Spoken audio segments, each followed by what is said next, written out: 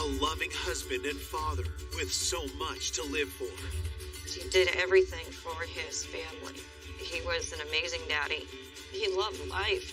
He loved to be happy. Is ruthlessly gunned down at home in front of his wife. When he was laying there on the floor, nothing can prepare you for that. They stood over the victim's body with a shotgun and delivered a fatal blow. This wasn't just a random killing. This was an assassination.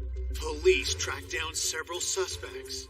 She was absolutely the possible person who was involved. She had all the motive. He began bragging about other involvements that he had had with acts of violence. And we knew that he and the victim had some bad blood between them. Just when police think they might never catch the killer, We were pretty frustrated, and the wind was kind of taken out of our sails. the case takes a mind-blowing turn. She sang like a songbird. He had been in possession of the guns used. And law enforcement was pretty stunned by that. To reveal a killer no one imagined. This is unbelievable. It was someone that if you passed on the street would look as innocent as they come. The darkest, blackest soul.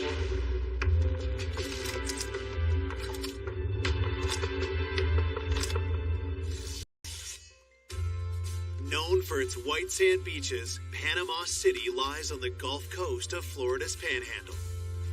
Our biggest industry is tourism, with millions of people coming to enjoy the Gulf Coast. The community is very tight. You know most of your neighbors, you know everybody that you do business with on a personal name basis. But in the early hours of October 6th, 1998, the town's sense of safety is rocked by a chilling 911 call. At 3 o'clock in the morning, there was a call from a woman that her husband had been shot and killed. There was a lot of shots.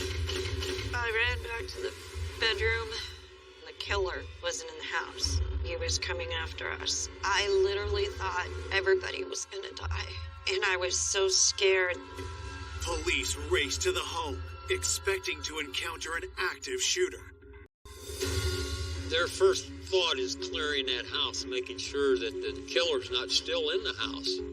As the officer entered, the first thing that he noticed was the victim's body in the kitchen area. When they started calling out that they were the police and they were there, the wife was in a bedroom. She had retreated to seek safety for her and her children, which were still in the house. This is all just whoever's out there is not the killer. Officers find no sign of the gunman and assure Angelica it's safe to come out of the bedroom. The wife came out and she was very, very hysterical. When they walked me back out, when he was laying there on the floor, I knew he was gone. You have somebody murdering your husband and shooting you, all in seconds. Nothing can prepare you for that.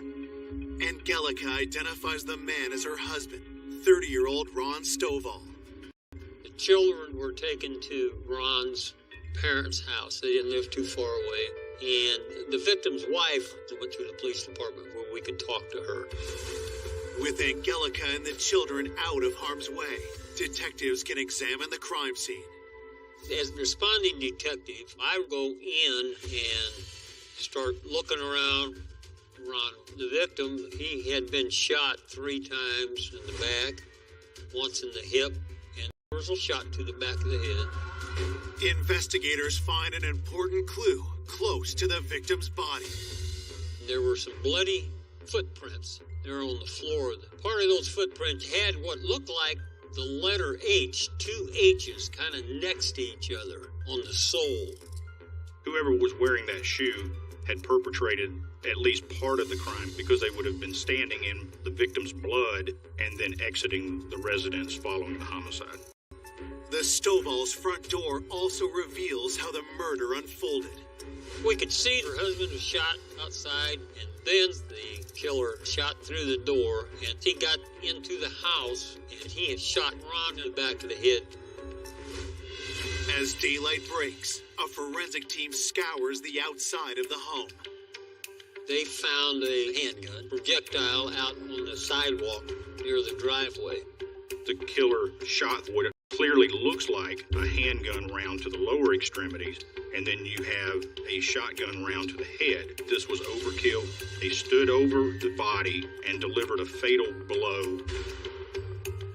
When you see that type of crime scene, you're looking immediately for someone that displayed some type of grudge or emotional hatred for the victim. While forensics wrap up their investigation at the crime scene, detectives to the police station to speak with Ron's wife, Angelica. We really took note how emotionally overtaken she was, but she had been an eyewitness to this scene, so she was critical in our investigation. I can't even comprehend what's going on. He was dead. It's truly amazing. He was always full of life, very kind, sincere, very real. Born in Panama City, Ron Stovall was one of 4 siblings. He was very close with his family. He was always out doing stuff with school, doing stuff with the church. He was well known within the community.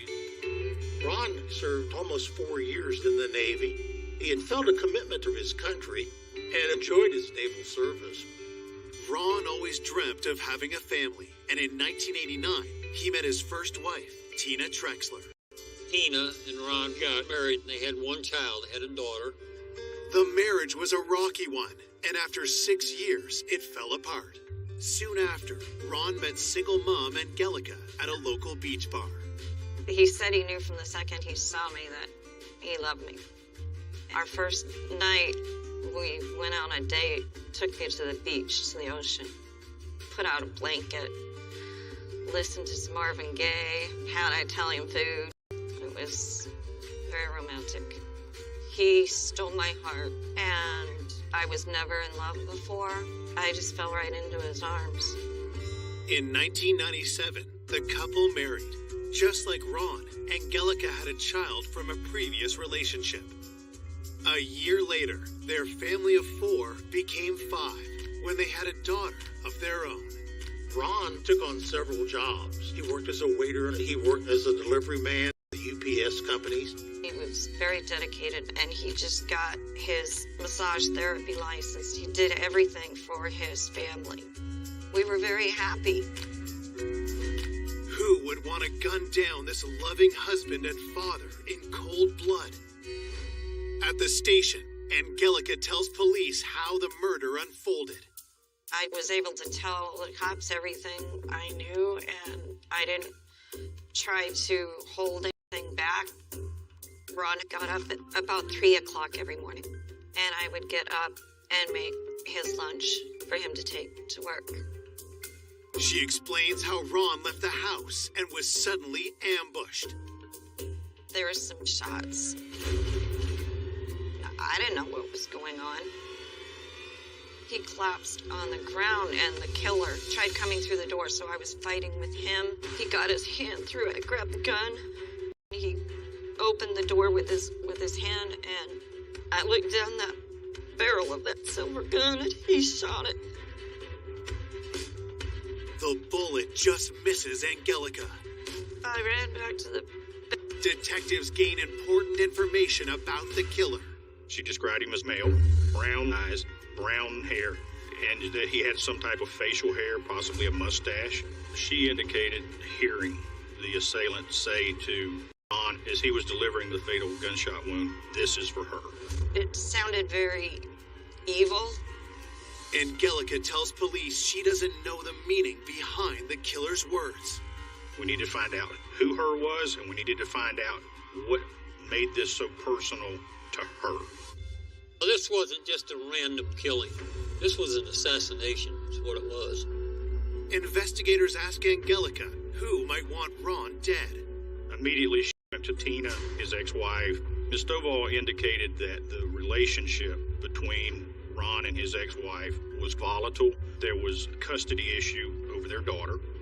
Things got a little bit more sticky with the custody setup, and Ron was filing for full custody of the child. Could the bitter custody battle have turned deadly? This was an enormous red flag for us as a team. Whoever her was may have had to do with his ex-wife. It's probably one of the worst situations we ever deal with, is with the man and woman and children involved. It will just about make a person do anything. Coming up, police uncover a key piece of evidence. He brings out a shotgun round that is similar to the one that we recovered from our crime scene, leading to a disturbing plot. The photo identification that made him a prime suspect.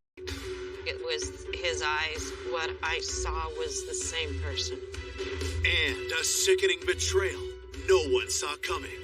They planned this whole thing. None of us had ever worked a case like this. I do not understand how somebody can have so much hatred.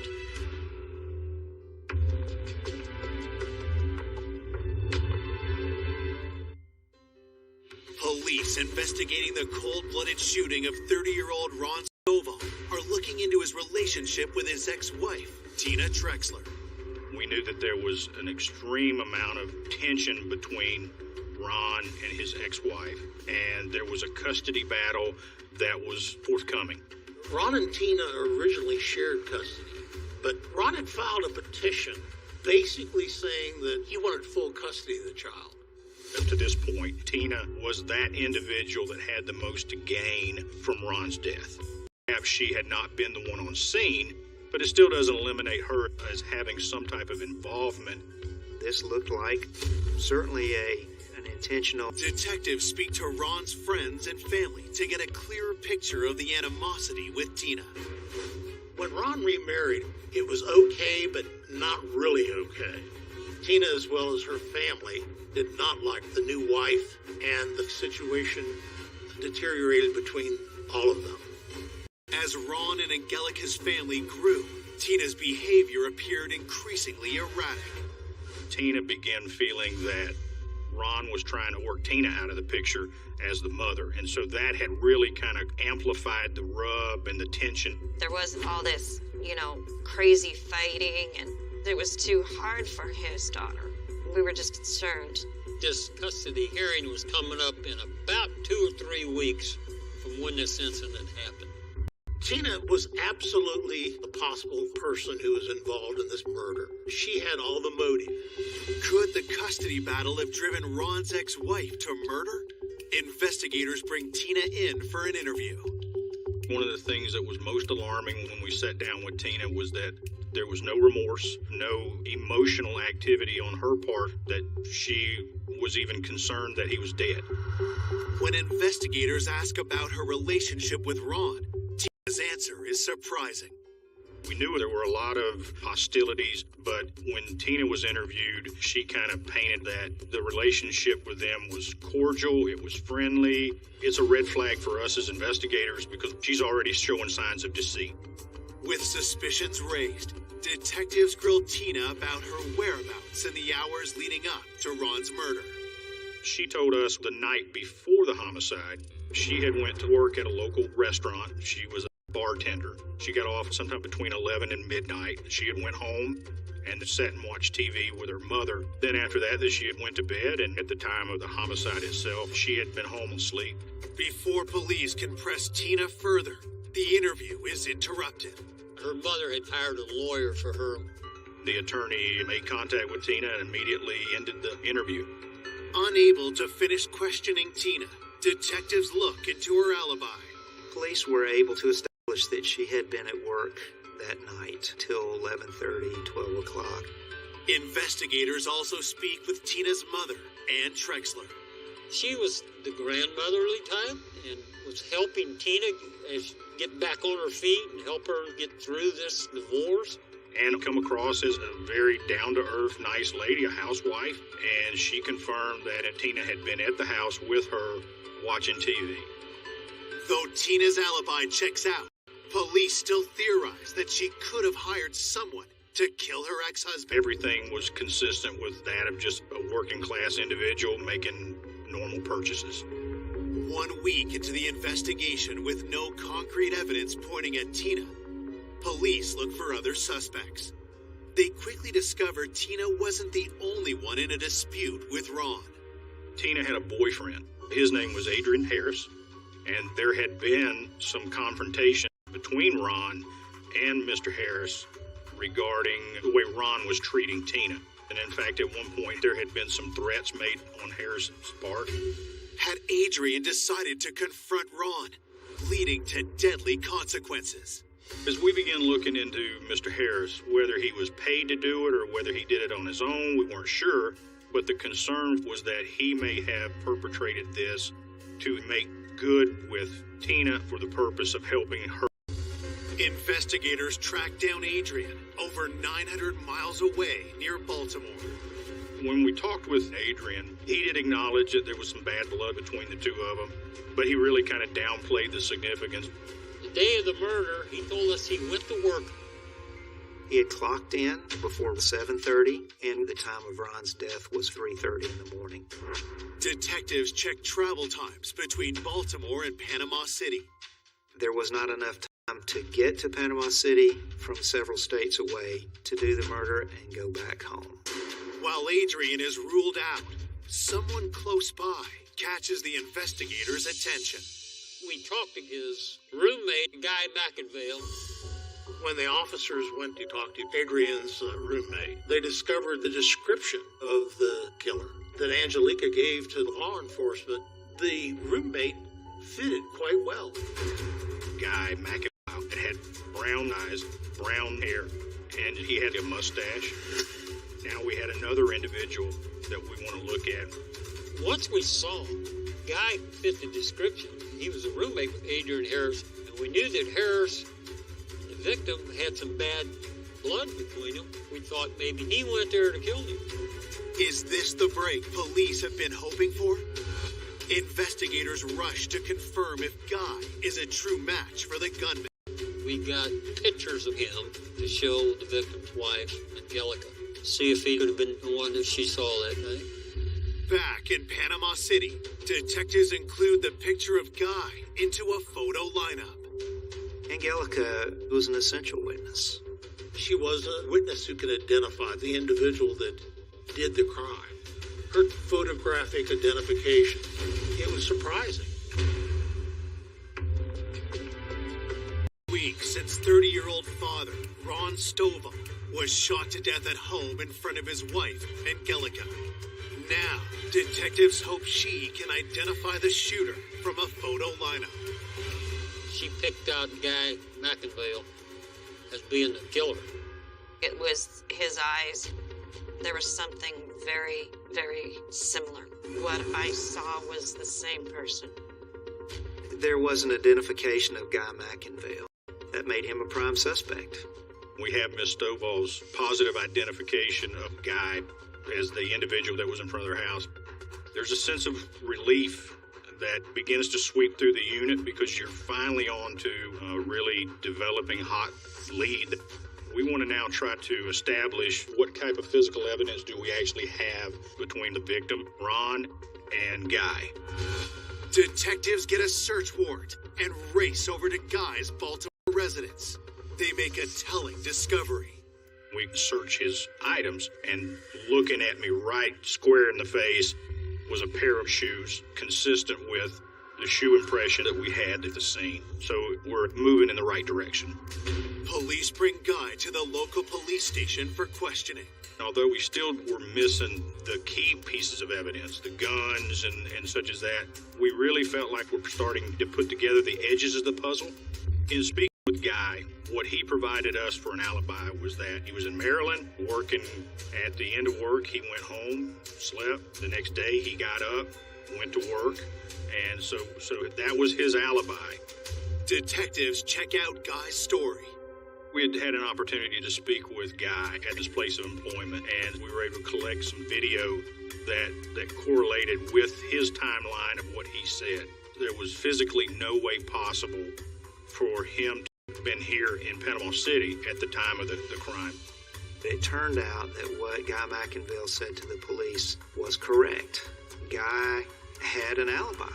Eager to further prove his innocence, Guy volunteers to take a polygraph. He successfully passed that. So we were able to clear Mr. McInvale.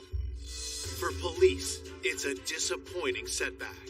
We were pretty frustrated, and it's a roller coaster. It's one of those, now you're back in the lows, was kind of taken out of ourselves.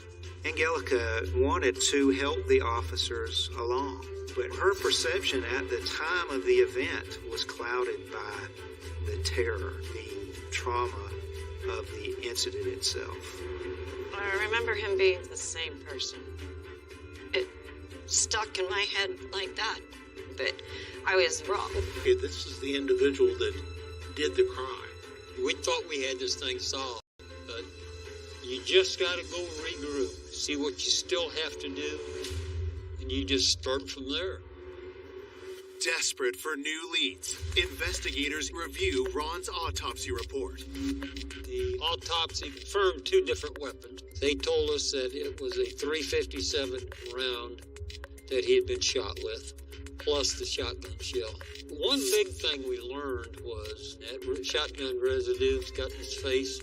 We think that Ron was laying there on the floor, and this guy's saying this is for her, and he presses that shotgun to the back of his head, and Ron's looking at him when that went off. The forensics report contains another crucial detail that could lead police to the killer. These were close proximity rounds, and so we knew that this was something personal. And the shotgun shell was paramount. It was a unique round we would be able to identify. So that was a plus in our corner. Detectives shared details of the firearms with local law enforcement, hoping to track down their owner. We work so closely with the different police departments in the area. We talk to them all the time in case something turns up. As investigators continue to search for answers, Ron's loved ones struggle with their grief. The best thing in my life was that life. I didn't think I was strong enough to go through anything. Without him, he was always full of life. Losing your soulmate, you can't even explain how much pain that was, and still is. It'll never go away. 3 weeks after Ron's murder, the investigation is threatening to grow cold, but then police receive a tip that reignites the case.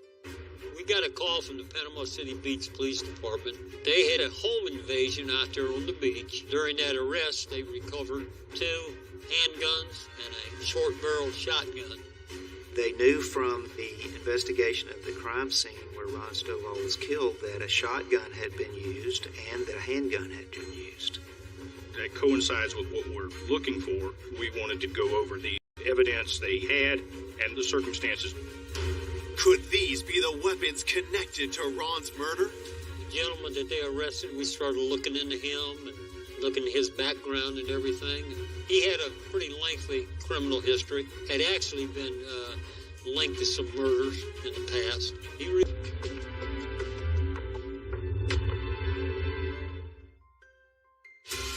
Police in Panama City are investigating the cold-blooded homicide of husband and father, Ron Stovall. They now believe the missing murder weapons were used in a home invasion robbery, less than 15 miles away. When meeting with this investigator from the Beach Police Department, what he produced from his crime scene was this: a handgun and a sawed-off shotgun. That coincides with what we're looking for. Then he brings out a shotgun round that is similar to the one that we've recovered from our crime scene. We have everything that meets the parameters. Now we really believe we're on the right path. The weapons are sent off to the crime lab. While detectives await the results, they dig deeper into this new lead. At the Beach Police Department, they identified the individual as Tony Alberto Perez. He went by Tony. He had an extensive criminal history. There was some acts of violence in his past and some drugs in his past. They really felt like he was a pretty violent individual. Another detail catches their attention.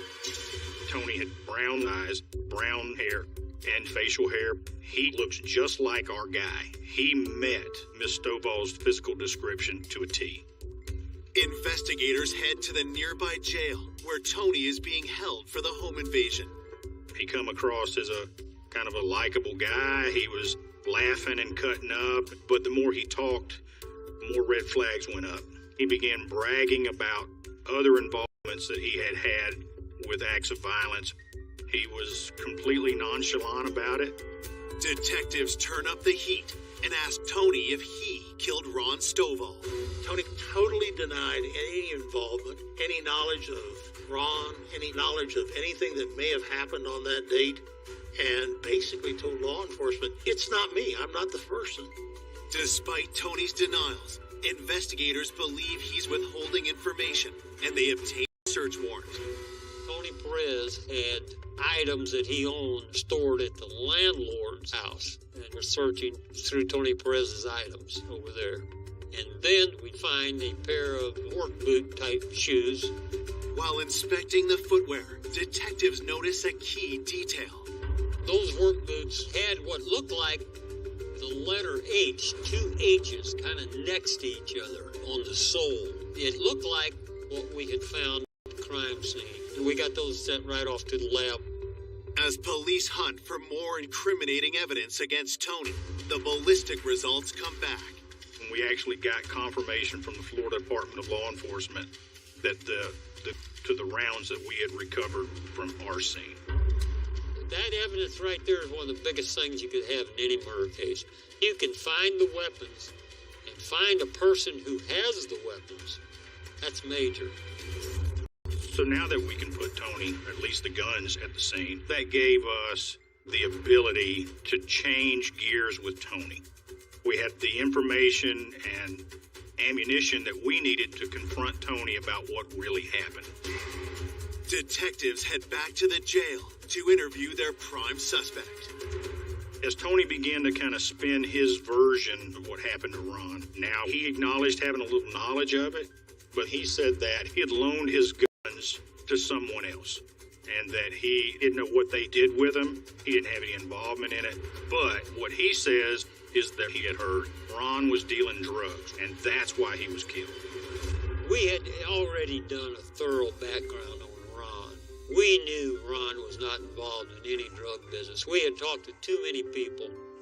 He was a happily married man trying to make it in life. That's what Ron was. Then Tony gave us information that would kind of put us on individuals that might be involved, and we tracked those individuals down, and we were able to confirm 100% that they had nothing to do with Ron's death. People sometimes, when they are being questioned, especially when the police have some of the goods on them, will make up stories, and that's what Perez did.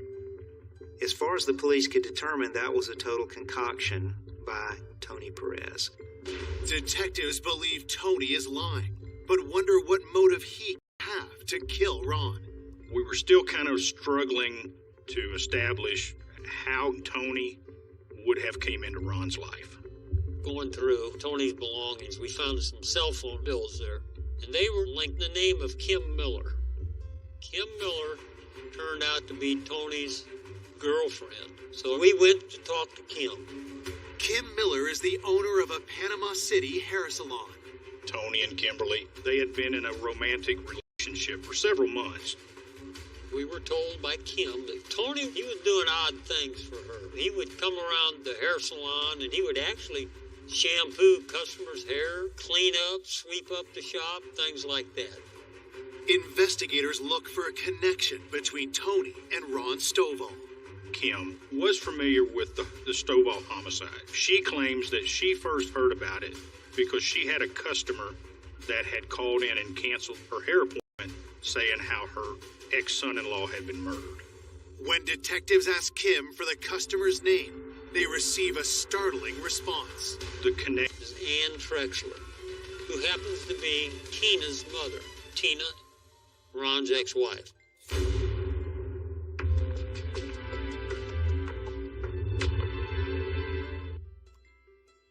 Police believe husband and father Ron Stovall was shot and killed by criminal Tony Perez.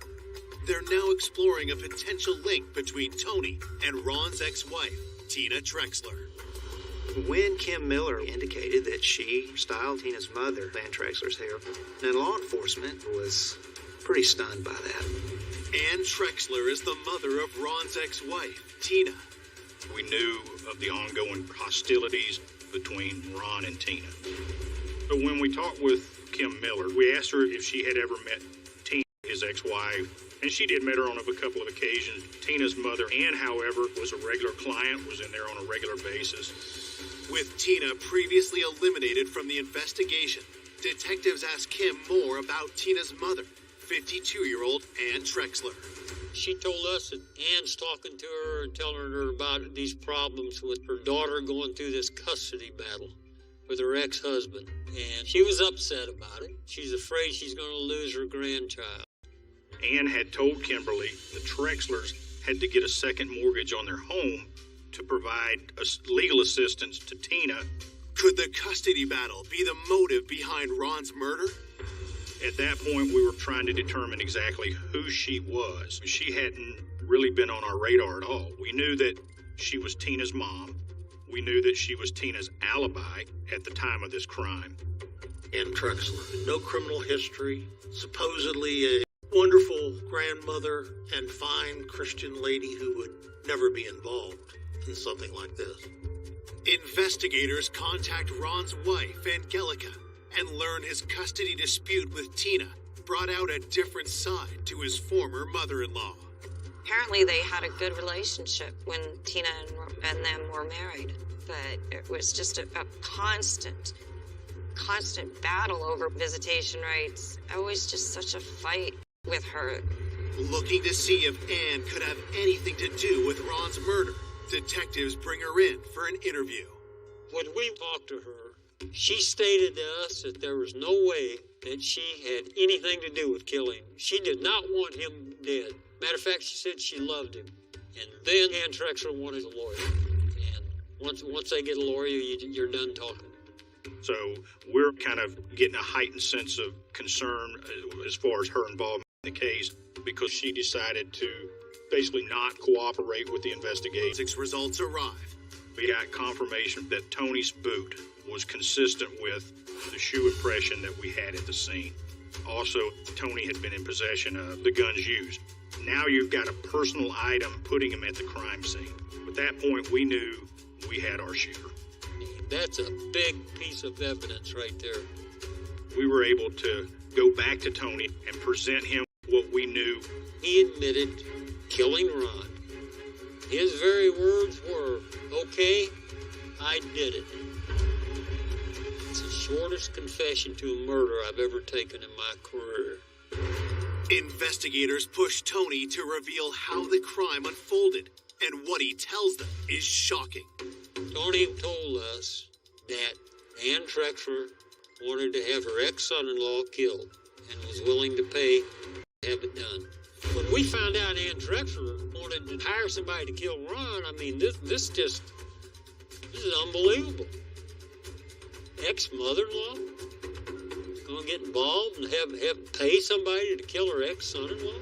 He had met Ann at the hair salon. She was complaining about Ron and that the two of them had worked out a deal for Tony to kill Ron in exchange for about $10,000 to be paid to Tony. On November 10, 1998, Tony is charged with the first-degree murder of Ron Stovall. But the case is far from over. Detectives turn their attention back to alleged mastermind Ann Trexler. Searching for answers, detectives pull Ann's phone records. The phone records were a treasure trove of information. They showed a lot of phone traffic between Kim Miller and Antonio Perez and Ann Trexler.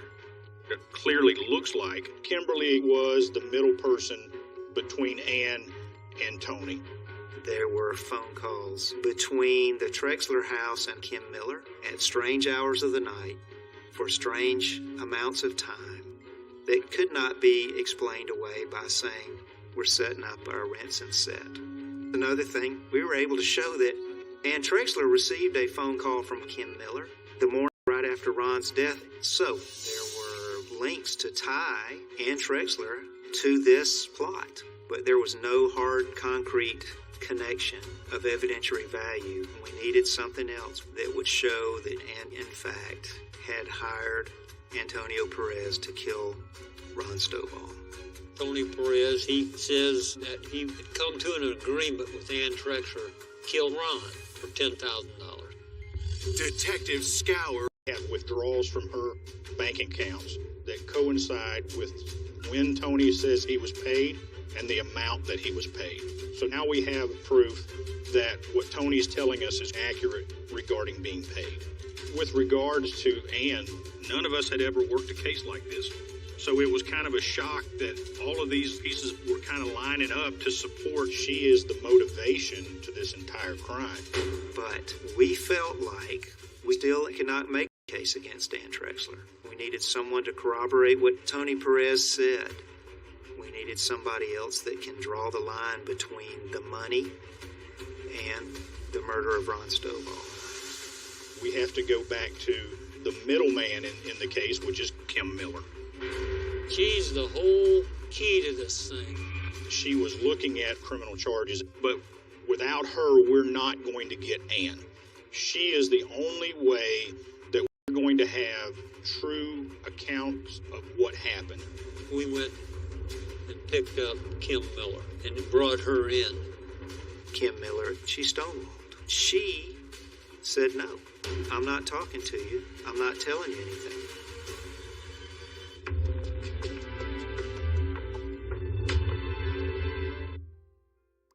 Investigators working the Ron Stovall homicide have charged shooter Tony Perez with murder and believe the mastermind is Ron's former mother-in-law, Ann Trexler.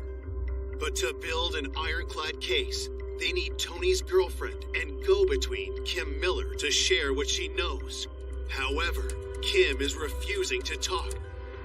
It really wasn't until we actually laid out in front of her the phone records and drew the lines between Ann and her and Tony that we were able to convince her to cooperate with the investigation. We let her know, she was going to be charged with accessory to the murder, and she's facing life in prison.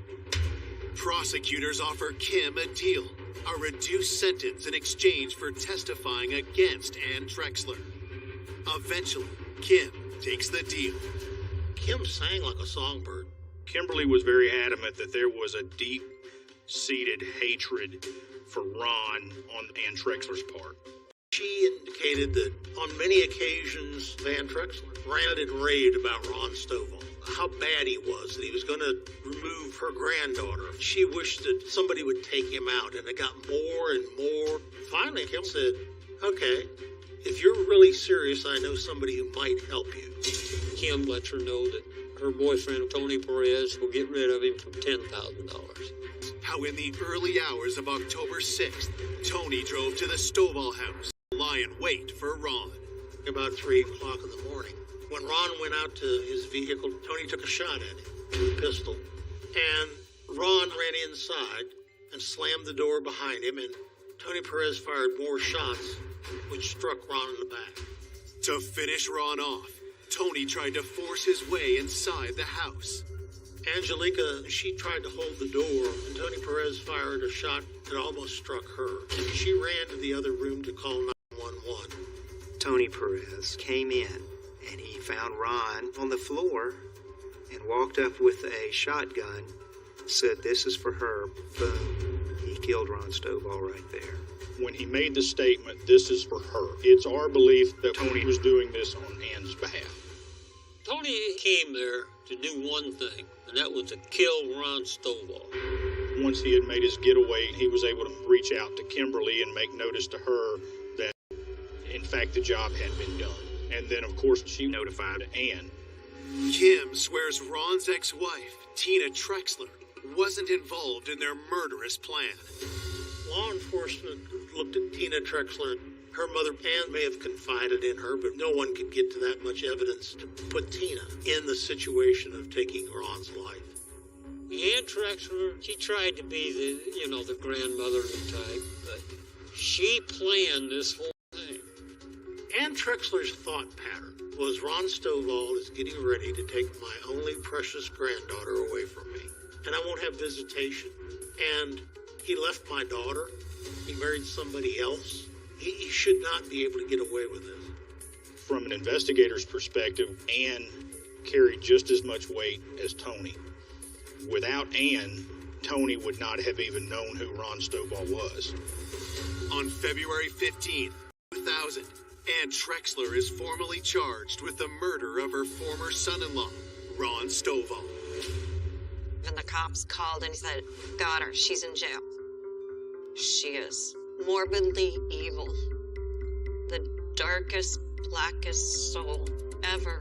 And then she'll put on a face like she's just Miss Innocent. The killer, he didn't know Ron. Ann knew Ron.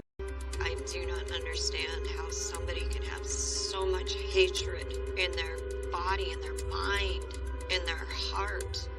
In court, shooter Tony Perez pleads guilty and is sentenced to life without parole.